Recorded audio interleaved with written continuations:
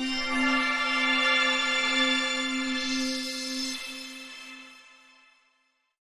everybody. Welcome to today's workshop. My name is Rebecca Trewick. I'm the director and curator of the Wignall Museum, and I want to thank you for joining us today.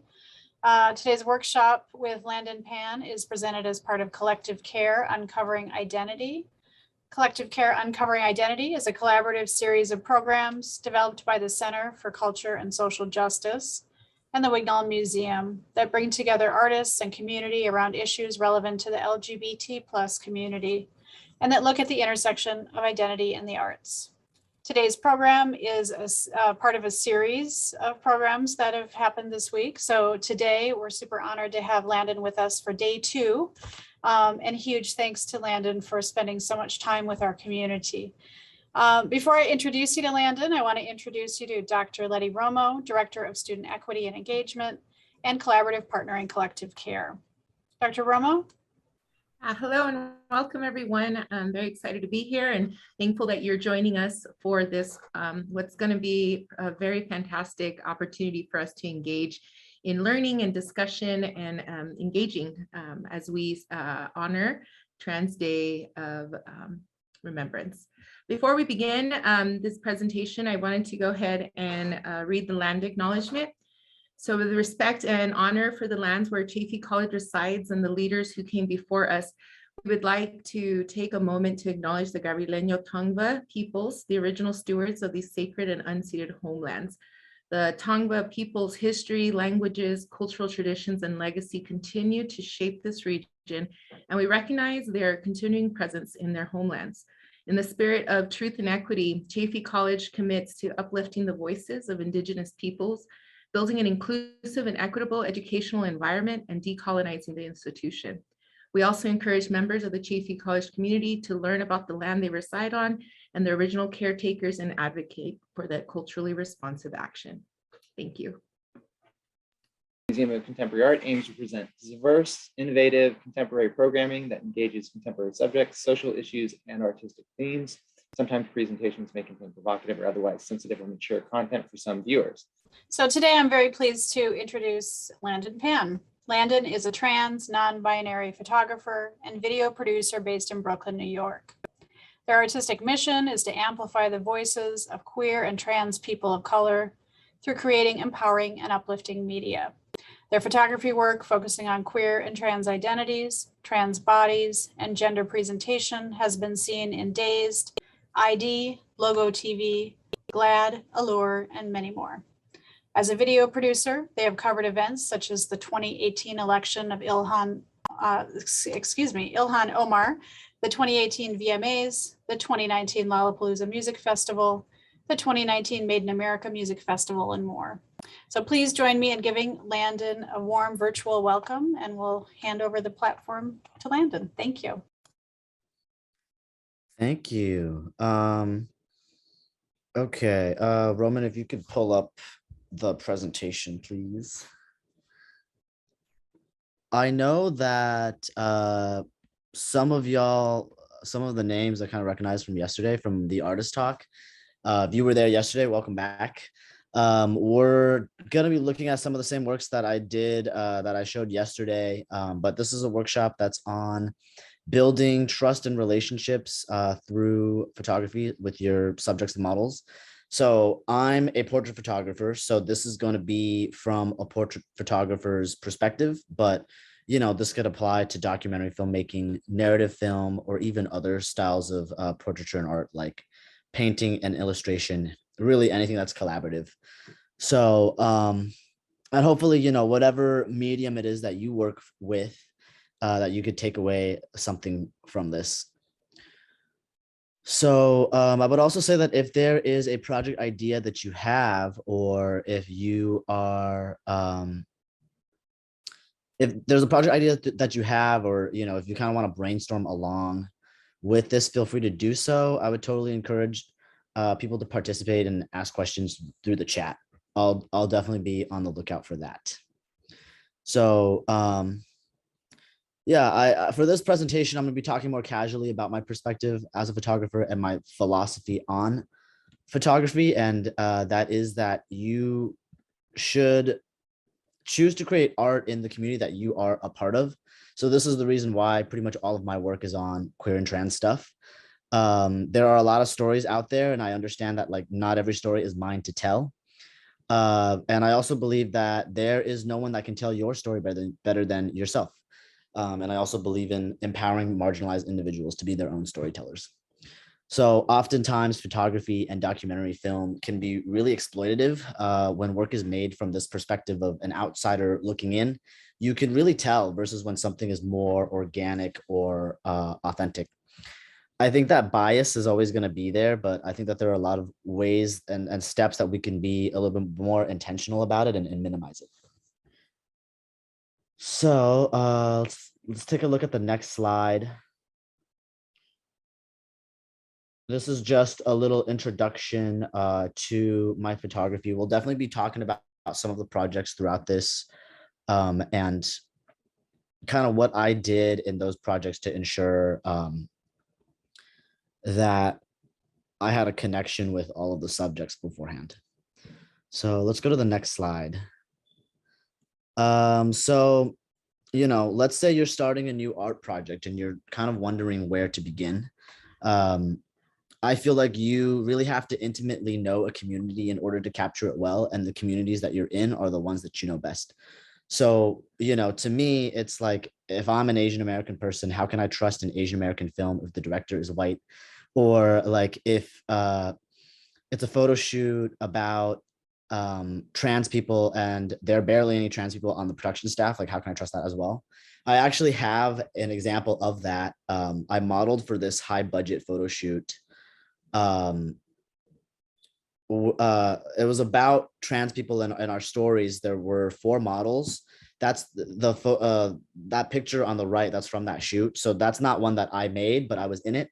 And the entire lead production staff, they were all cis and they had really great intentions. They were queer as well. So it was like a cis gay men, a lot of them, and straight girls. So they had really great intentions and they wanted to learn about trans issues, but it was really evident to me in their planning meetings that I was a part of and to the other trans models that they didn't really do enough research and education beforehand. I use they, them pronouns. And I think that like sometimes at the shoot, people did have issues gendering me correctly. And I was kind of warned about that beforehand. I also got asked some questions during the video interview portion where I felt like they made some assumptions about trans people, like that maybe that trans people have issues with themselves rather than us having issues with society being transphobic. So it just showed to me that they didn't really do enough research. Out of the 30 staff, they had a lot of makeup and hair people and video staff and whatnot on the shoot. They probably had about 30 people and only 2 of them were trans, and they were definitely the people that I felt the most comfortable around. So, you know, kind of reflecting on that's sort of an example of like, okay, this is what happens when you aren't prepared to engage with a community that you don't know super well. What I think that they needed to do was that, you know, they probably should have hired a trans consultant or an educator to run a trans 101 training for all their staff beforehand. So that way they weren't asking us. It's like I came into the project mentally prepared for this to happen. And I did have the energy to sort of educate people that day. But at the end of it all, it's like I was paid to be a model, not an educator. And I know that like this situation, it would have made a lot of other trans people pretty uncomfortable. So yeah, first was like educating themselves beforehand. Second was that I wish that they had hired more trans producers and crew for the photo shoot.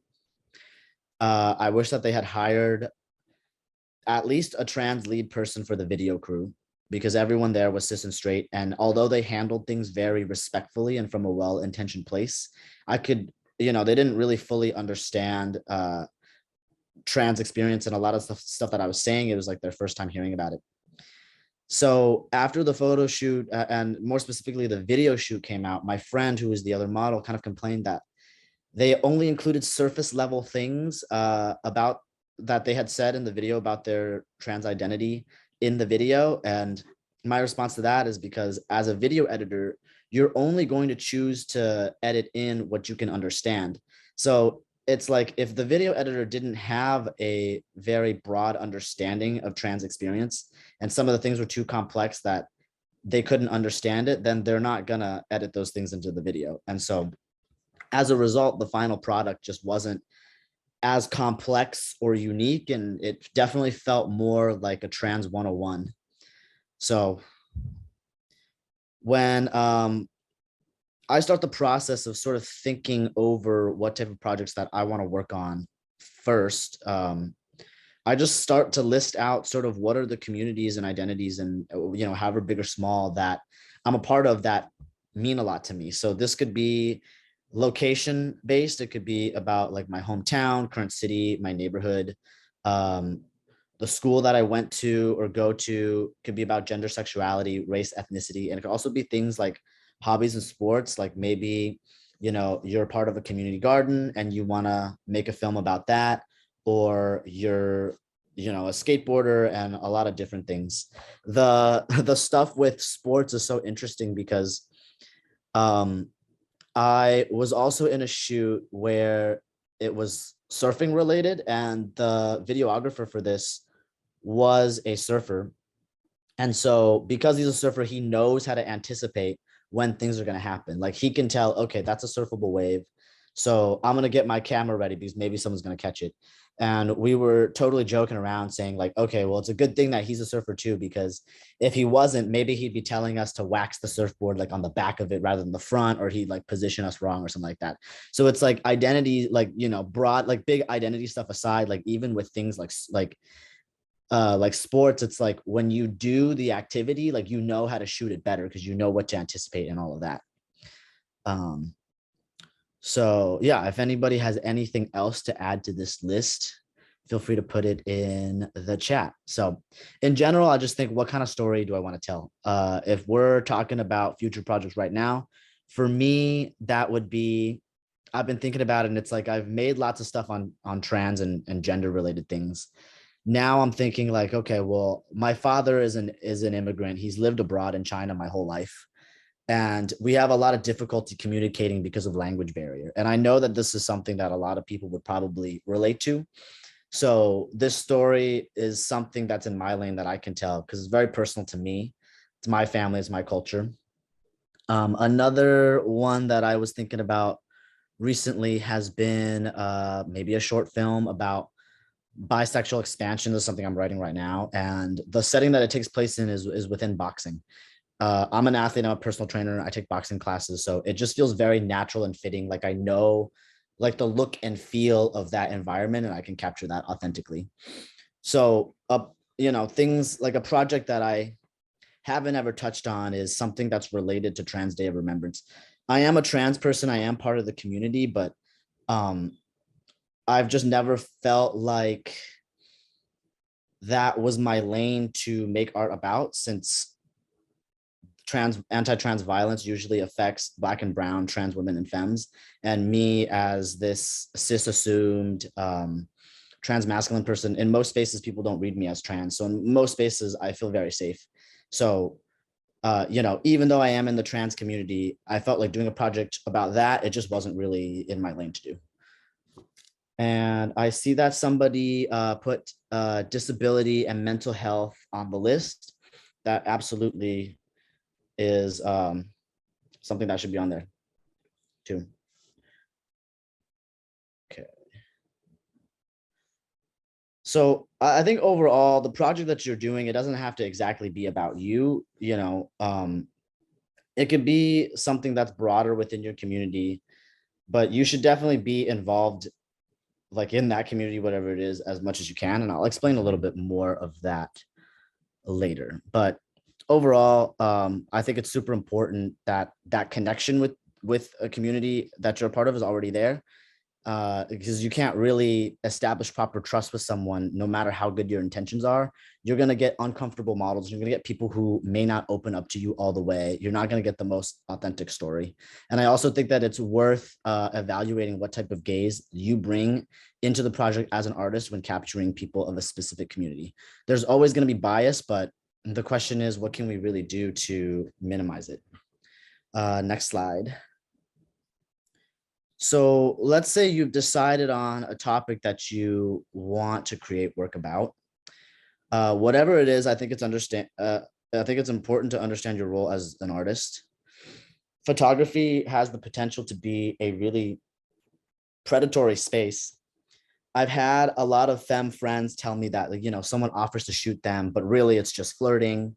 Or I've heard people encounter sexual harassment by photographers on photo shoots. So I try to be very aware that people might have had that sort of experience before in the way that I interact with them. So one thing that I think as an artist that you should do is be really clear about the purpose of your project and make the expectations clear. Both photography and documentary filmmaking can be exploitative spaces where, the artist profits off of the images and stories of others. Stories can be glorified, they can be oversimplified or sensationalized if you're not careful, and it could even maybe perpetuate some stereotypes.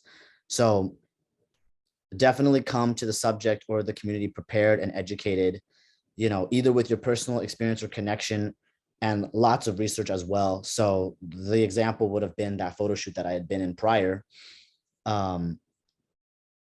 That photo shoot that I had been in prior, I would say that definitely was a little bit sensationalized because they didn't come with enough education beforehand.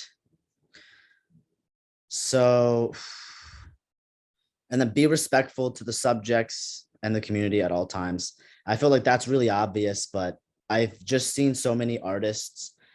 I've seen so many artists just not really, I guess, do that step. It's so simple, but I think that sometimes there have been shoots where people are in where it's like, yeah, the interaction with the photographer has been very short. They ask you to come on, they take your picture, you get some nice free pictures, but that's about it. Really, it's like this person maybe did it to make, their own photo book, and they're not really showing care to the people that they're interacting with. Okay, next slide. Capture the subject and community as authentically as possible. The best work is collaborative. So make sure that you get the subject's input and that they're part of the process. Even if you're part of a specific community, everyone is different. So just knowing that and not making assumptions when you come into that. For example, just because I'm trans, that doesn't mean that I understand the experience of every trans person. And so I'm not going to go in there assuming that they're going to have the same story as me. So coming in there open-minded, there's that trust and connection already because, we're both blank, but still assumptions can lead to a lot of bias. So, and that can make the models uncomfortable and not show up their best. So just kind of leaving those things at the door. Next slide.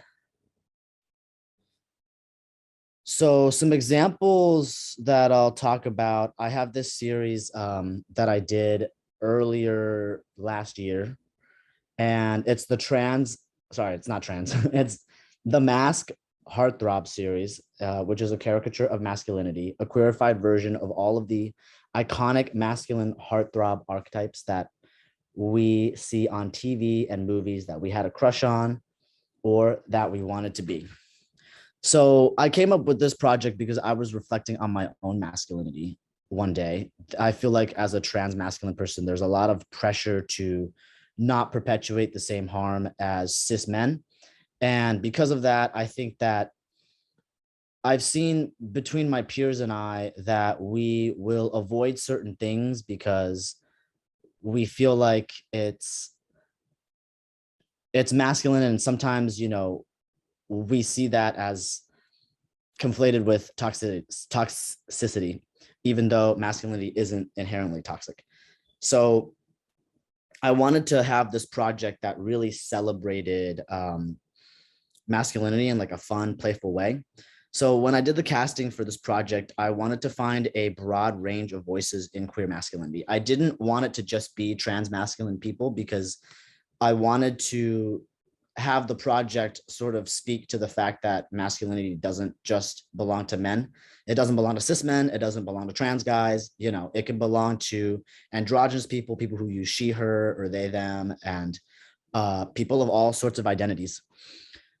So I found a lot of different people. I did a casting call. A lot of different people hit me up, and you know, I had one-on-one conversations with each of them about sort of their relationships with masculinity and how they saw themselves fitting or not fitting into that role. I wanted to really make sure that I collaborated with them to make sure that they were portrayed how they wanted to be. I worked with them on picking the character that they'd be shot in. So for example, like I would list out sort of like the things that I would see in movies and TV a lot. So on the left there is like the rock star, in this case, a punk rocker. In the middle, there's the jock. We see that all the time in like pretty much like every teen movie. On the right is the K-pop star. Can we go to the next slide? On the left here, vampire. In the middle, the fairy tale prince. And then on the right, the skater. So I would list out a bunch of different things that I saw in movies, longer than the list of people that I actually had as models. And I would brainstorm and work with these people on, you know, what fit them the best.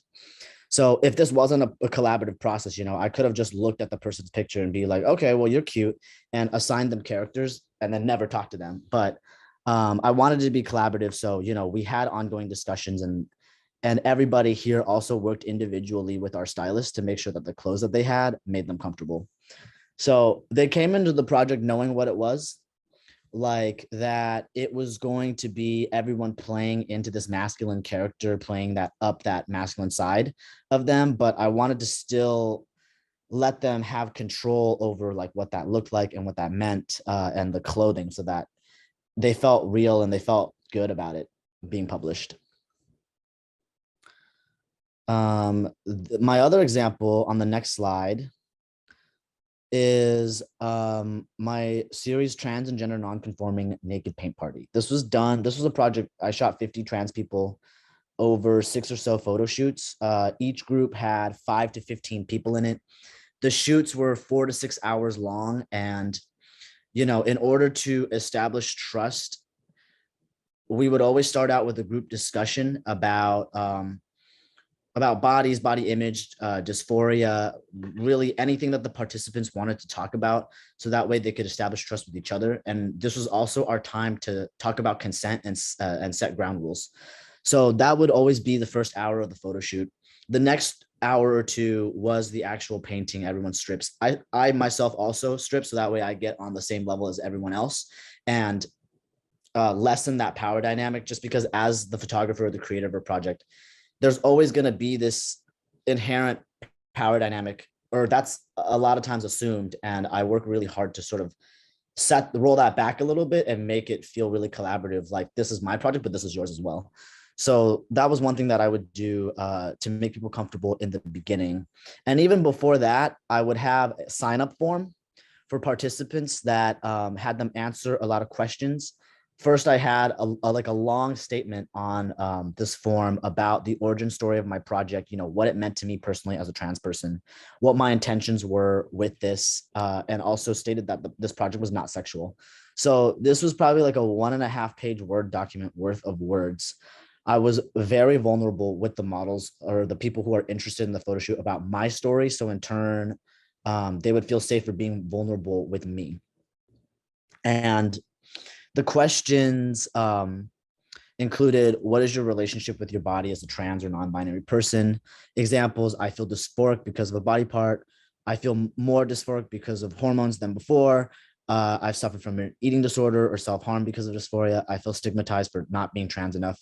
So these are just examples that I put to kind of encourage, like, you know, you could really talk about anything here.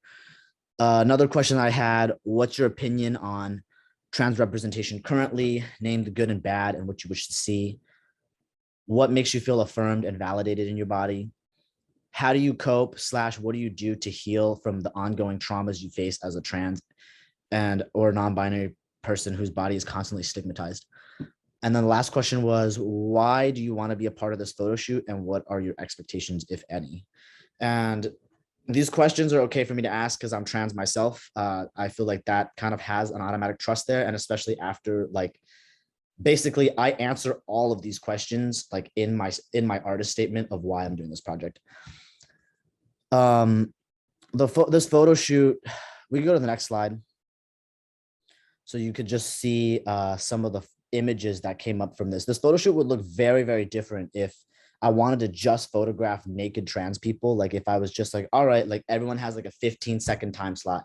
You're just going to show up and I'm just going to photograph you. I feel like that would create a very different type of image. We go to the next slide. And in this series, I didn't hold any expectations for how people were going to act or feel.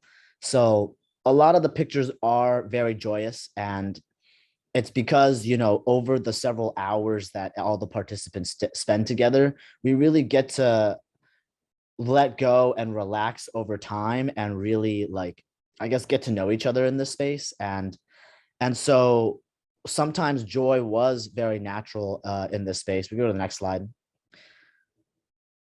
But sometimes it wasn't. A lot of people came into this photo shoot and on their form, they told me that they were, or in the discussion, told everybody that they were actually really terrified to do this, but that they felt like it would be, I guess, challenging and something that would give them perspective. They wanted, to challenge themselves to be a part of an affirming experience, but being naked in front of other people was scary for them. And so sometimes portraits would show up more reserved, like this person on the right. They, sometimes people would like dance and be really extra and all this stuff. But, for example, this person on the right in the blue and, many other participants, they were a little bit more reserved. And, I don't push them to pose in any sort of way. Definitely while people are getting their pictures taken, all of their new friends at the shoot are, they're hyping each other up and all this stuff. But I wanted to make sure that no matter what, that they get to be captured the way that they're feeling in the moment, whether that's good or, whether, basically they don't have to act what they like. If it doesn't feel natural to them, they don't have to do it. Okay, so we can go to the next slide.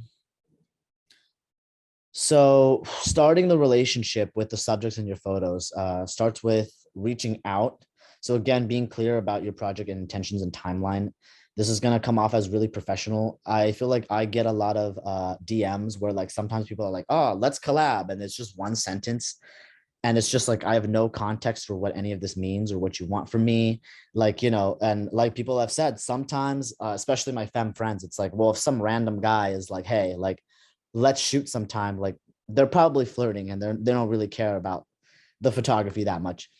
So that's something that I keep in mind when I reach out to other people, is that like, I want to minimize the anxiety by letting them know exactly like, as many details as I have at the moment. Yeah. So going back to like, when I get DM from other people, it's like, yeah, sometimes I'll get DMs from people where they're just saying, let's collab. Other times I get really detailed, like, project statements and timelines from people. And those are the only people I reply to basically.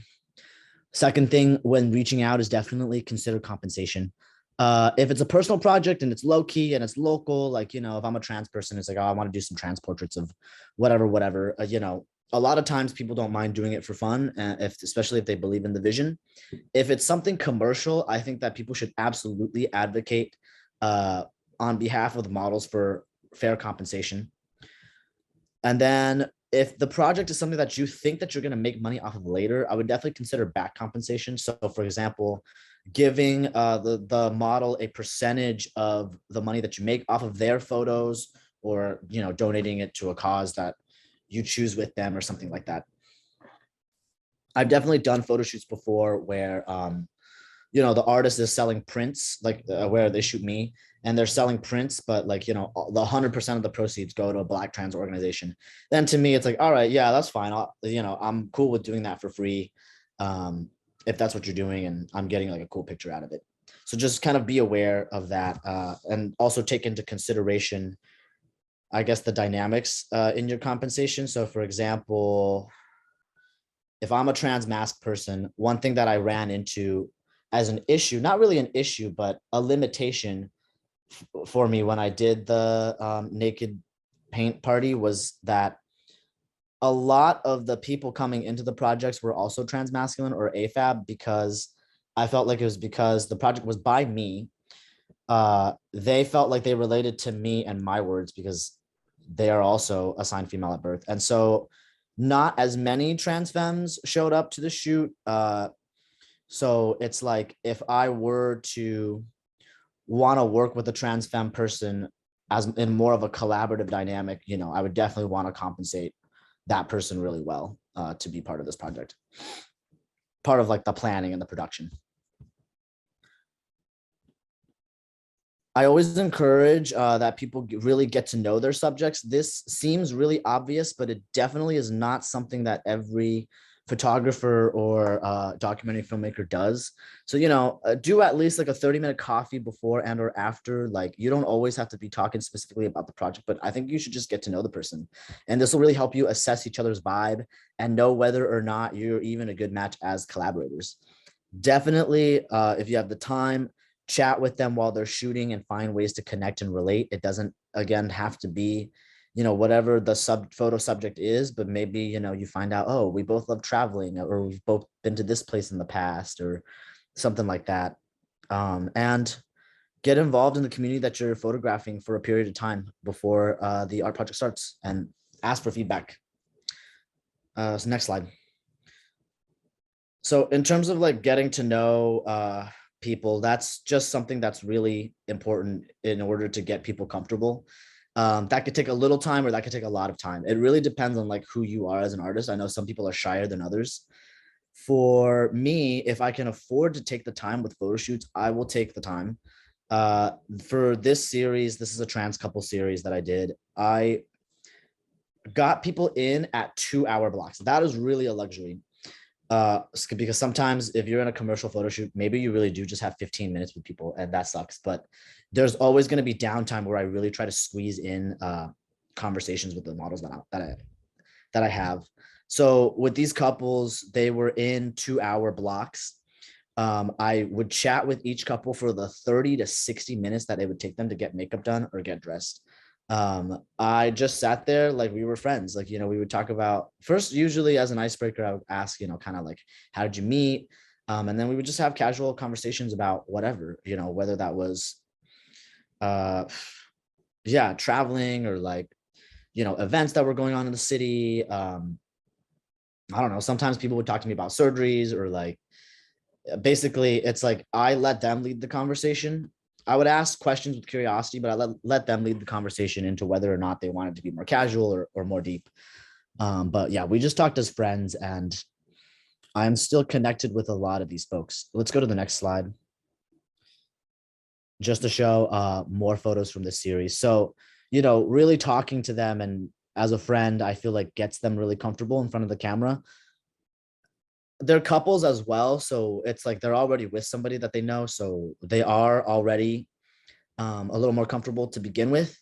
But it's definitely nice to let people have like a friend or two like at the shoots to help them be more comfortable if it is a solo shoot. So let's go to the next slide.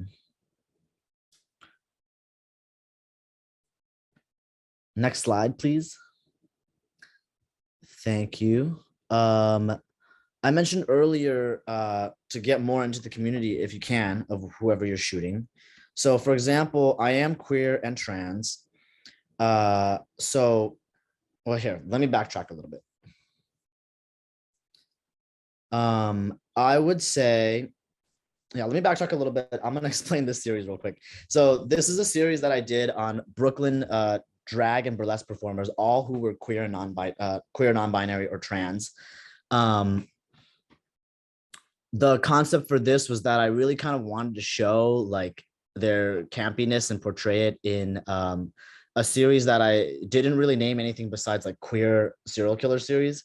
Basically, everyone portrays like a type of murderer, and I would talk to them about like what type of characters they would play on stage, and what type of persona they had, and we would choose it together. So for example, this person on the left is a mafia lord. The person in the middle is doing a satanic ritual. The person on the right, this is kind of a, I guess like a sexier version of like a chainsaw serial killer. Let's go back to the previous slide.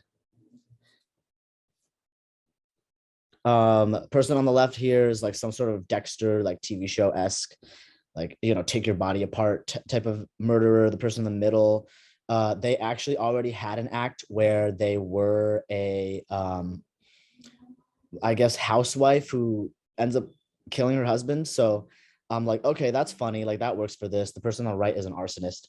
So I kind of did this series to play on the fact that, you know, a lot of villains in older movies and TV shows, especially kid shows, they're queer coded. So we did the series together. I am queer and trans, so capturing queer and trans performers, that's not out of my range. I felt like me and most of these participants, we had a lot of automatic trust just because I watched the performances and I'm able to see their gender and understand their style of performance and relate to it, maybe more so than other people. However, I'm not a performer. I would go to these shows often and I wanted to be more than just a voyeur. Like I really wanted to understand, like, yeah, what even is their lifestyle and their process like to get ready for stage and stuff like that. So I'm not a performer, but I did seek out ways to get involved in the show. So I would sell tickets at the door. I would like sell raffles, or like be like stage managing, which really just meant like sweeping the stage before the next act. So that way I could be part of the show. I would also like be in my underwear, so I would like match the vibe and stuff. But I wanted to do this to go beyond a transactional relationship of like, okay, I'll take photos for you. I'm going to get art out of it. And then you're going to get photos out of this for your posters. There are a lot of photographers in Brooklyn who do that for them.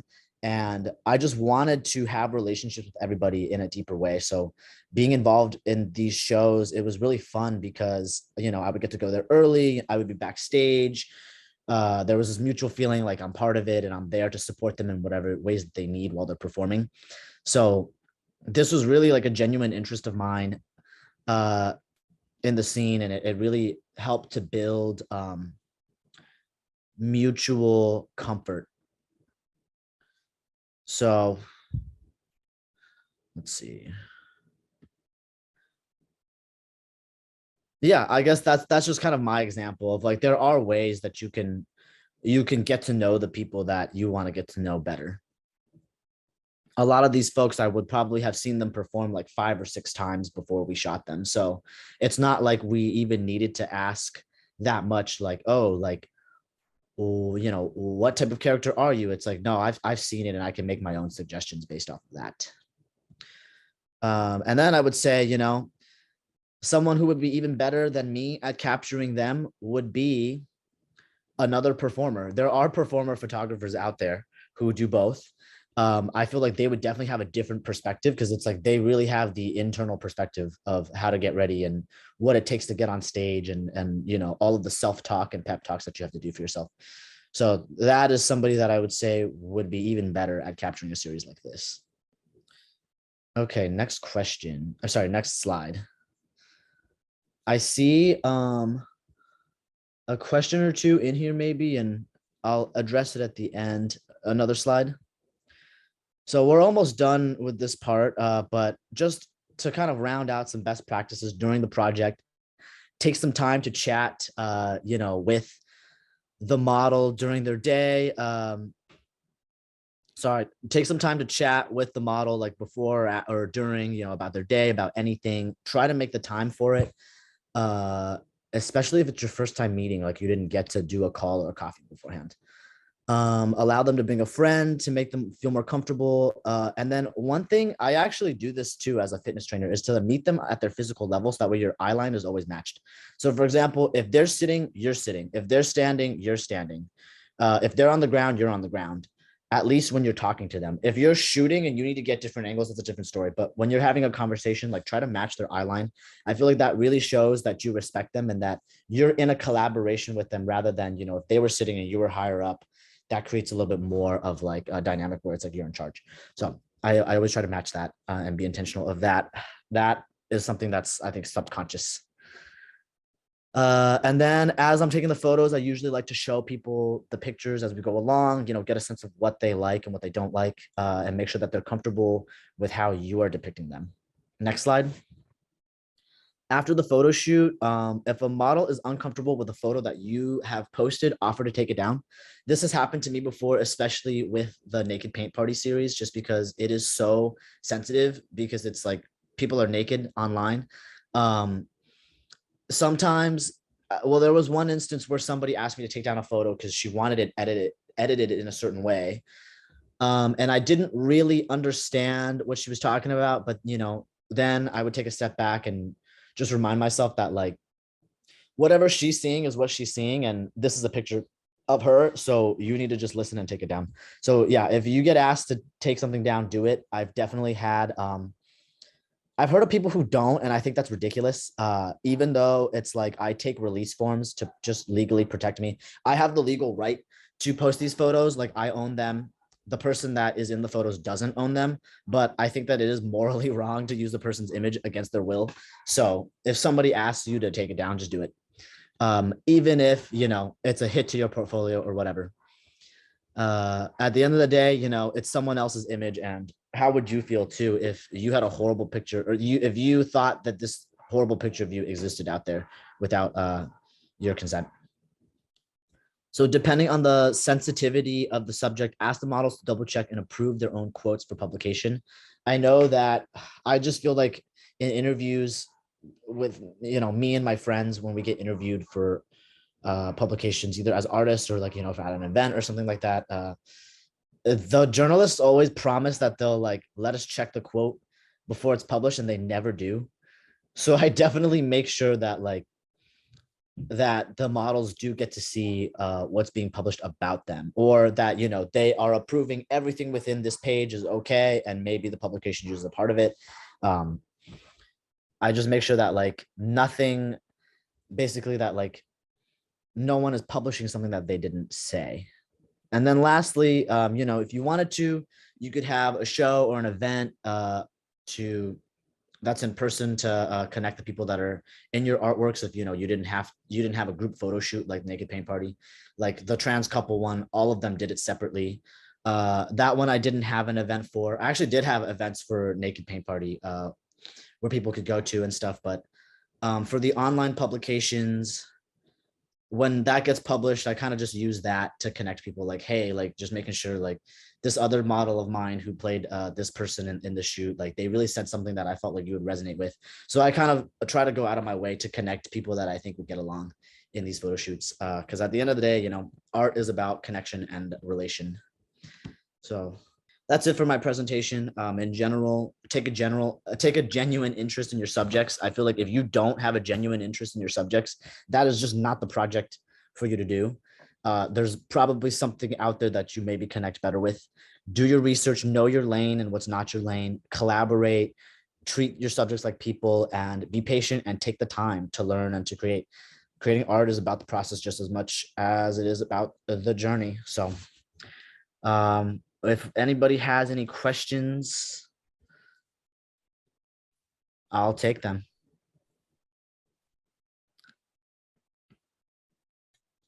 I have a question. Landon, thank you for sharing that. I think one of the things that really stuck out to me is that even though you're talking about this in an artist lens, right, as a photographer lens, I think there's so much that you've said that is transferable to us who work at a college, right, who are working with students and engaging and trying to build trust, right? How are we, one of the things I heard through your words is this number one, intent versus impact. And then number two is really centering the student and their experience, right? Or the subject and their experience. Yeah. So I just wanted to say thank you, because I felt like there's so much transferable knowledge that you shared with us right now. Absolutely. I usually think of myself as like, not this like, oh, like I'm the ultimate creator of this like project, like take your ego out of it sort of thing. And it's just like, I want to share stories about blank because this is important to me. So, that's how I chose sort of the subject for that so not trans, I always say that, the Mask Heartthrob series. Like I'll like that's a topic that I wanted to do, but ultimately it's like I'm helping other people tell their stories. That's the way that I view it. And then when you view it like that, I feel like sort of the collaboration piece is a lot more natural. I appreciate what Letty just shared, because I had the exact same thought. I think not only as folks who work with students, but I was thinking about the work that Roman, Andy, and I do, working with artists, artist communities, curators, et cetera. We always have to ask ourselves, are we the right person to try to organize this story or tell this story? And when we're not, we have to be willing to say, okay, we need to find the right person. So I think it's interesting, how, like Letty said, like how this advice is really important about working with all kinds of people, and really truly anytime collaboration is happening, which that's a relationship that should be happening with most of the work that any of us might be doing, right? Yeah, absolutely. So there's a question in here that you put down that is, what advice do you have for creatives who are commissioned or hired for a project where they don't have any personal connection? How can they put your advice into practice in the commercial world? And this is a really good question, because I have seen I guess, yeah, there are a lot of discussions about this actually among photographers. And I think the answer is that, like, if you feel like it is not in your lane to tell the story that you're being hired to do, that you recommend people who are. So for example, like if somebody asked me to, I mean, I don't really think that this would happen, hopefully, but I guess it does all the time. It's like if somebody were to ask me to shoot a project, like for Black History Month, I feel like I would probably be like, I don't think that this is my lane to do. Here are 3 Black photographers that I really admire who could do this job better. So I think doing something like that is really important, because, yeah, I mean, there are a lot of photographers out there who are white and cis and straight, especially guys, and they take up a lot of projects when they could be sharing those with people. I think that the conversations that I've had is with other queer photographers who kind of complain about, like, companies will do queer editorials, or they'll do like, okay, like gender neutral fashion, and they really want to have this like queer aesthetic. They hire like models with buzz cuts and stuff like that, and they have like a straight man shoot it, and it's like they definitely should have had a queer person shoot that instead. There's plenty of queer photographers out there who can do that job. So that would be That's my interesting too, because it's like in the film industry. I mean, I think every industry, right? There's a reckoning happening, like, but you hear it in the film industry and TV, especially, like, who are the actors who are hired for what roles, right? And so it's Yeah. like that ethical consideration is interesting. Yeah, so that is definitely something I believe in, is like, it's like even though I believe I'm a really great photographer, like I'm not the photographer for every job. Landyn, are you naturally an outgoing kind of person in terms of, I think when I studied photography, a problem that I always had was, as a personality, going up to people and engaging them and trying to connect, to even get that first step going of shooting a photography kind of project.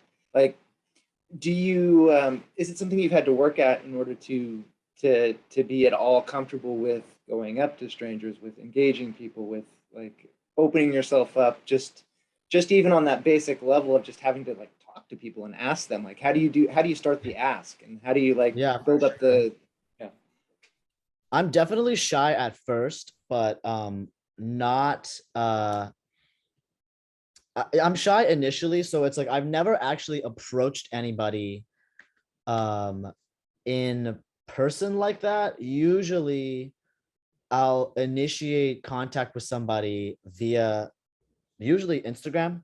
So maybe it's like I find them through a casting call, or it's like I know who they are in the community, or they, or maybe we're mutuals on Instagram or something like that. And I've seen them around before, and it's like, oh, like I feel like you would be a really cool person to get to know. I initiated through Instagram just because I feel like that's like safer for me.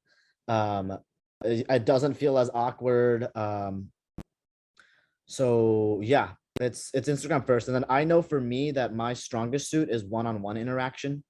So that's why, like, I try to have a little bit of, at least a little bit of one-on-one conversation with people beforehand, so that way maybe when I do see them in a group setting, it feels like, all right, like we already have a relationship started.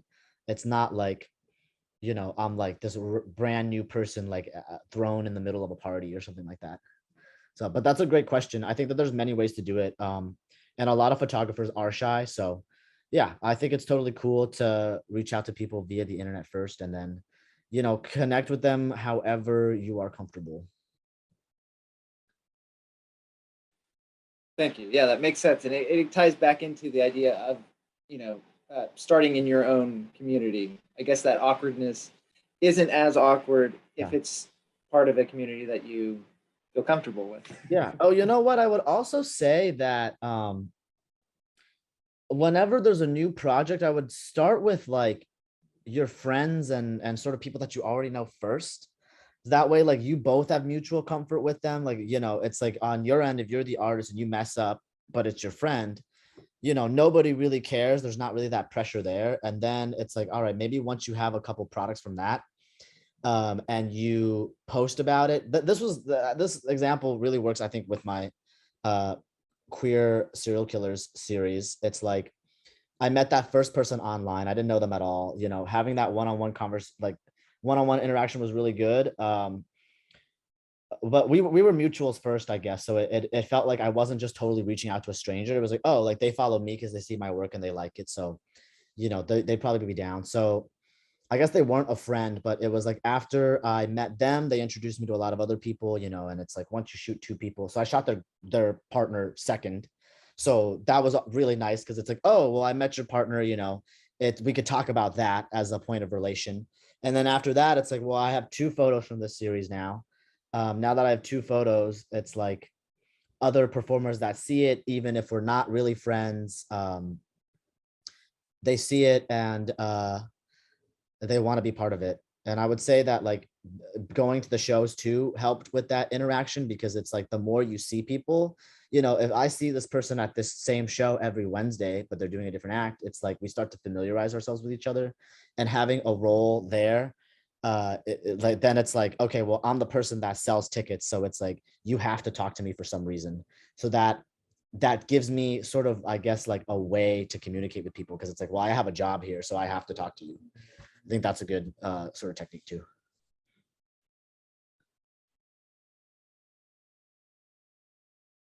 Okay, so I have another question here. For engaging within the community that you make photo projects with, how long do you continue to engage after the project? How do you manage the transition into other interests and projects? So I feel like I definitely communicate with them through when the project is published, at the very least. And then after that, I think it depends on like how natural or not your relationship is.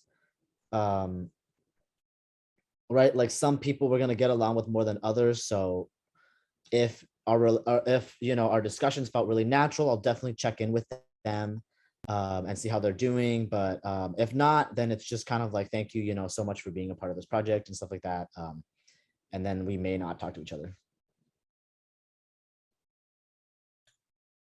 Okay, I know that we're coming up to the end of the session. I don't know if there's one last question or whatnot, but I wanted to first thank everyone for joining us today. And I also want to give a very special thank you to Landyn. I'm totally gonna, Landyn and I have worked together for a long time, and I am so happy that they were able to join us today and really offer such amazing insight of not only as an artist, but also about how we can show up and be more intentional with how we interact with our peers or our colleagues or our students in this case. And so, from your surfboard example, where you're talking about, like if it wasn't for someone telling you what side to to wax or to shine on your surfboard, you wouldn't have known, and how important that is that we honor each other and the perspectives that we give, but then also really this sense of showing care, right? Like being able to be present for the people that we're working with and we're connecting with. And so, Landyn, I thank you for being here with us. So we learned a lot yesterday and today, and I appreciate you, and I appreciate you being here. Thank you. Oh yeah, I got one last thing, I guess, to answer C. Crob. who asked that question just now. I'll say also that like some of the people that I've met in these photo shoots, like I have built really real friendships with, like two of the people that are burlesque performers. They're getting married to each other, and I'm invited to their wedding next year. So that's like, you know, a 30-person guest list. So it's like I have met some really incredible people and built really incredible friendships through my photography work. But yeah, that's it. Thank you so much, everyone. Thank you, Landon. And follow Landon on Instagram. Do you have other places that on social media that people can continue to follow your work? It's just Instagram right now. So it's at Landyn Pan, LANDYNPAN. Thank you. All right. Landon. Thank you. All right, y'all. Have a good night, everyone. Take Yeah. care.